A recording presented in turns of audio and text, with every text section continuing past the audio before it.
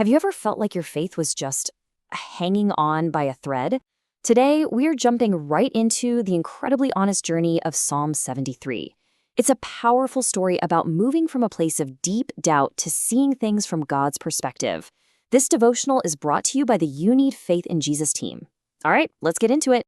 So, right out of the gate, the writer, a man named Asaph, hits us with a confession that is so raw you almost wonder how it made it into the Bible.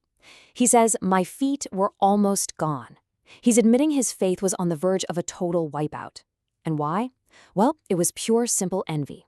He looked around and saw people who lived like God didn't exist, and they weren't just getting by, they were thriving. This wasn't some small nagging doubt, this was a full-blown crisis that almost took him down completely. And doesn't that just hit home? I think we've all been there, even if we don't say it out loud. When you see people who cheat and cut corners getting ahead while you're trying to do the right thing and it feels like you're getting nowhere, it is so easy to ask, what is the point of all this? Asaph's struggle from thousands of years ago feels like it could have been written yesterday.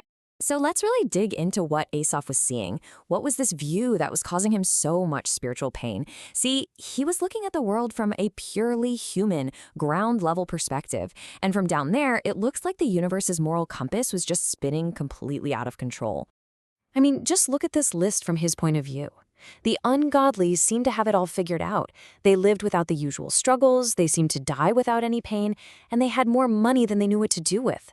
But, all that success didn't make them humble. Oh no. Asaph says they wore their pride like a flashy necklace and draped themselves in violence like it was some kind of designer coat. And get this, their arrogance wasn't just aimed at other people. This verse is so important. It says, they set their mouth against the heavens. This was an open, bold rebellion against God himself. They acted like they were accountable to absolutely no one, not on earth and certainly not in heaven. And this chart right here just lays out the painful math that was breaking Asaph's heart. On one side, you've got the wicked, prosperity, more riches, lives of total ease. And on the other side, that's Asaph. He feels like trying to have a clean heart was worthless, that his integrity only brought him pain all day long and correction every single morning. The contrast is just brutal, and you can really feel his despair building. And here it is. This is the bottom. This is the lowest point of his entire crisis. He basically says, you know what? All my effort to live a good, pure life has been completely pointless. It was all in vain. He honestly believed that his godliness was being punished, while their wickedness was being rewarded. What a devastating place to be. But then, right here, when he's at his absolute lowest, the whole story pivots.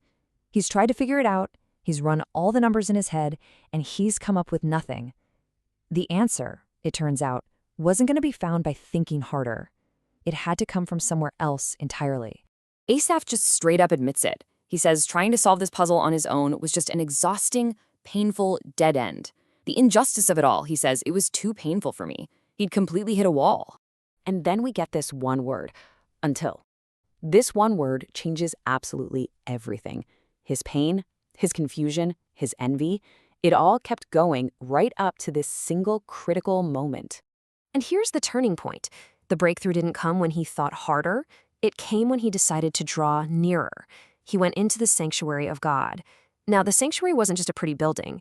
It was the place of God's presence, a place of divine perspective. And by stepping into that space, he was stepping out of his own chaotic human viewpoint and into the clarity of God's reality. And it was only then that he finally understood their ultimate destiny, their end. So what did he see? What did Asaph see in the sanctuary that just completely changed his mind? Well, he started to see the world not from his limited, feet-on-the-ground view, but from God's sweeping, eternal one. And this is what he saw. This is God's perspective. The wicked, they weren't secure at all. No, God had set them in slippery places, basically setting them up for a huge fall. Their whole prosperous life, it was like a dream. It feels real for a moment, but it vanishes the second you wake up. Their final destination was destruction. And looking back on how he used to think, Asaph is just filled with shame. He calls himself foolish and ignorant.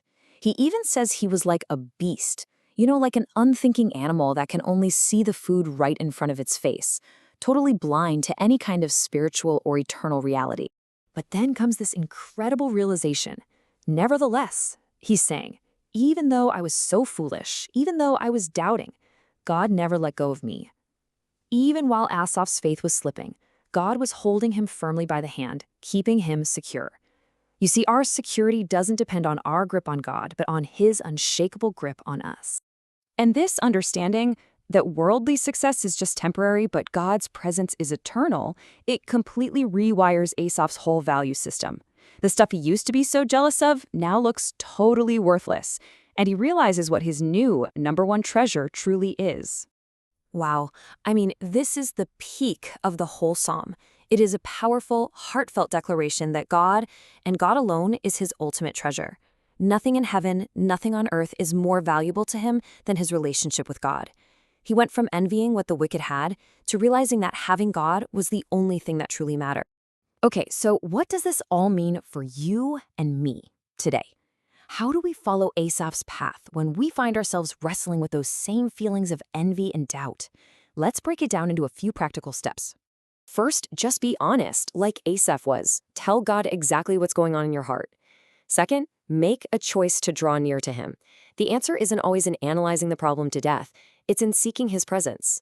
Third, you gotta ask God to give you his eternal perspective on things. And finally, declare what you know is true about God's goodness, even when your circumstances and feelings are screaming the opposite. And this is how Asaph wraps it all up, with his final, settled conclusion. He's learned the single most important lesson, that the absolute best thing for him, the ultimate good, is simply to be near God. That closeness builds unshakable trust, and that trust naturally overflows into a life of telling everyone about how faithful God is.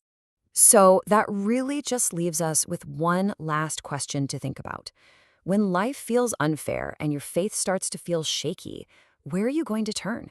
Will you get lost in your own painful thoughts, or will you do what Asaph did and turn toward the sanctuary of God's presence to find a true and lasting perspective? Thank you so much for joining us as we've walked through this incredible psalm. This devotional was brought to you by the You Need Faith in Jesus team.